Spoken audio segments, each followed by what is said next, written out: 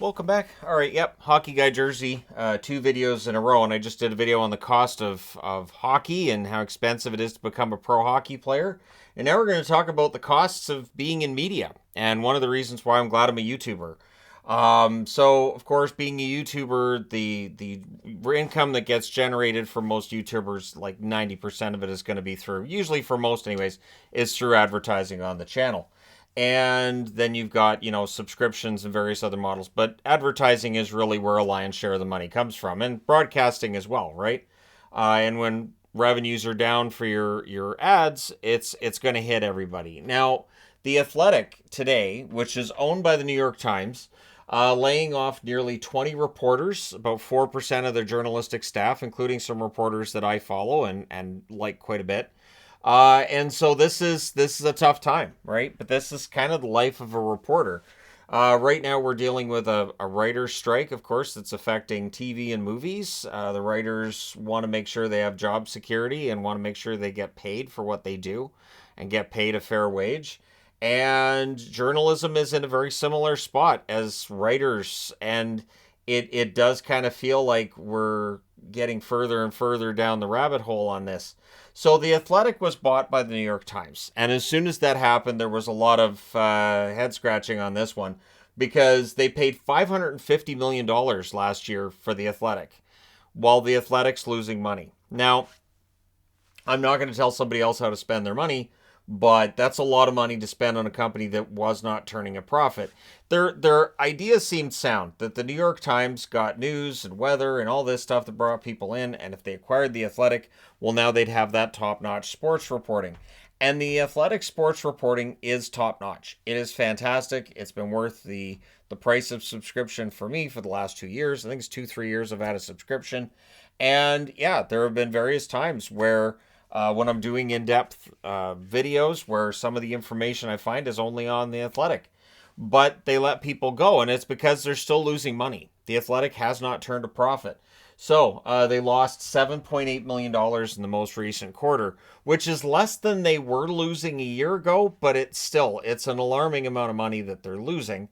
And so the New York Times making the tough decision. Now, the marriage between the New York Times and the Athletic's been rocky in that at the time that they bought the Athletic, there were those at the New York Times that were concerned about their jobs and their standing, and rightfully so. When your company goes out and purchases another one and goes, we're going to go ahead and merge these together, there's going to be some people who probably end up out of work. You're going to have some redundancy when that happens. So there's been, no rebranding of the Athletic as being run by New York Times. There were those with the Athletic that were like, hey, here's my new office, and, tweeted out pictures themselves or sent out Instagram posts themselves at the New York Times. And we're told by the New York Times, you got to take that down. We'd rather just keep this because they wanted to make it that it was still separate. But I think the plan is to eventually really incorporate the Athletic into the New York Times. Now, we've talked for years now about how print media is going by the wayside. Print media is going by the wayside. But it really hasn't. And when the Athletic was founded in 2016, it was with this idea of we're going to bring all of the elite reporters together, all the best reporters in sports. We're going to really cover things at an exhaustive level, and that'll bring in a lot of subscribers. And there are 3.3 million subscribers at last count, so that's good. But it's not enough. It's not enough to cover the amount of costs that go into that. You have to figure out, your bandwidth cost, your storage cost. Like, I know when I ran a website previously, bandwidth can go really, really fast, and it can be really, really expensive. So I cannot imagine a company on that level and the amount of money that goes out, right? And it's something with YouTube that I remember 6, 7 years ago, there was comments about how can YouTube make money, the bandwidth and the amount of money they spend storing videos and then broadcasting it to all you fine people on the internet. It's really expensive. But the ad model seems to have helped. And so the ad model is something that it looks like the Athletic's going to adopt, which has some people upset. You're paying a certain amount of money per month for a subscription, and now you're going to get served ads. You could get ads during podcasts, ads during articles, and people aren't happy because it's been ad-free throughout, right? But something has to change because they're losing money right, left, and center. The other option would be just shut her down, I would think. So it would appear that the NFL and the English Premier League are not as affected as others. Now, I've got here that the coverage is relatively unaffected, but I have seen at least one NFL reporter that said, I've been let go. So while that coverage has not been as affected, it has absolutely been affected. So what they want to do is, they want to make profit. It was within 3 years a year ago, so I'm going out on a limb and saying within the next 2 years they want to be turning a profit with The Athletic. But they're also taking 20 reporters and moving them away from the local coverage and moving them towards regional coverage and just general assignment stuff. So one day you might be covering, say, the Miami Dolphins. The next day you're covering the Florida Marlins. And then you might be doing an article on the Panthers. That kind of thing, right? So it is going to span across leagues. It's going to mean probably a higher workload for some. But it again, it highlights how difficult these times are if you're a reporter, right? Um, and I really do wonder, like, they're all going to have to go to an ad model. The paid model is there. You have your subscription, and then there's an ad model as well. So they're going to have to come up with some kind of combination if they're going to make money. And I hope they do get this figured out because, as I said, I think The Athletic provides some of the best sports coverage online. Some of the best reporting. And while there may be some biases when you look at the local reporting, I honestly find it's pretty fair.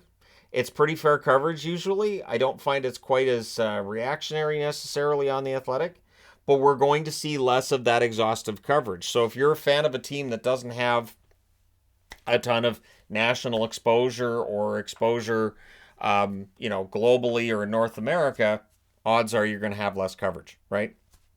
They want more stories that will appeal to a broader audience, which is just good business. And it's tough for those who support teams that may not have as big of a fan base, that may not get the attention. One of the reasons this channel came into existence was that I realized that there were certain NHL teams that, there wasn't very much coverage or any on. And I thought, if I do videos where I talk about those teams, well, that might be fun. And if I cover every single team and try to make it as equal as possible, great. The difference is, for me, I can put out, 3, 4, 5 videos during any given day, and it averages between 3 and 5.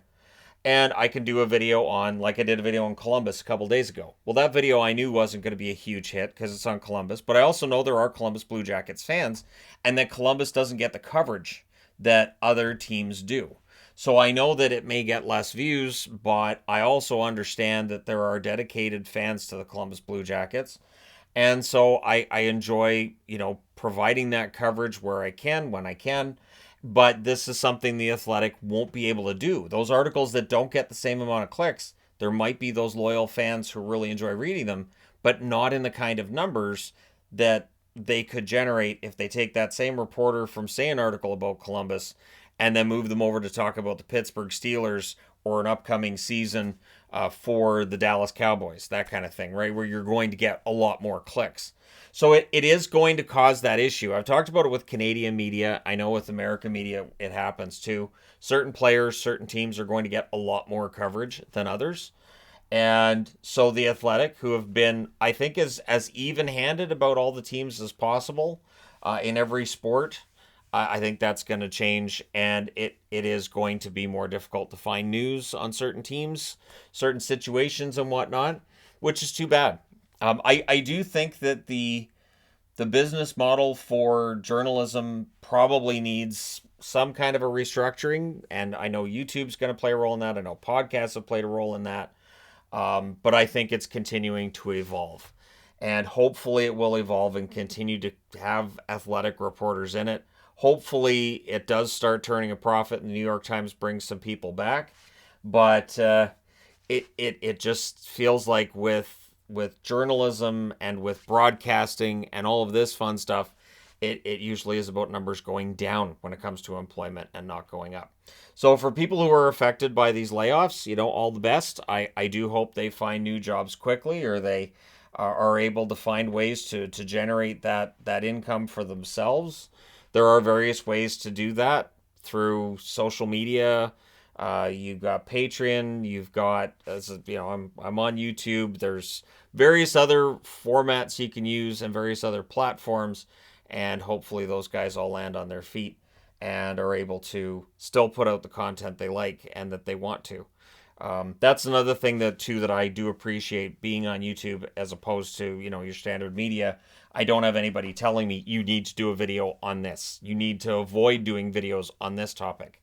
So when I get up in the morning, I can do videos on anything that day I feel like needs some coverage, including today with The Athletic.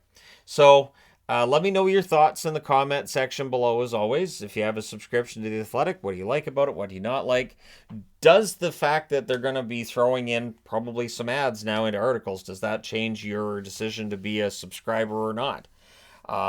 Let me know your thoughts. Hit like and subscribe if you're browsing your way through. You just happened upon this video. Thank you guys so much for watching, for all your support. I will talk to you again soon.